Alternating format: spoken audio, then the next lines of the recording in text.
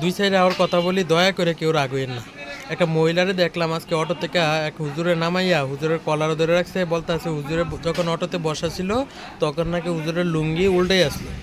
তো আমার কথা হয়েছে লসুত মারানি, তোর নজর হুজুরের লুঙ্গির দিকে কি আরে, তোর নজর থাকবে হুজুরের দাড়ির দিকে, নয়তো মাথার টুপির দিকে। আচ্ছা মানলাম যে এটা হুজুরের দোষ, হ্যাঁ।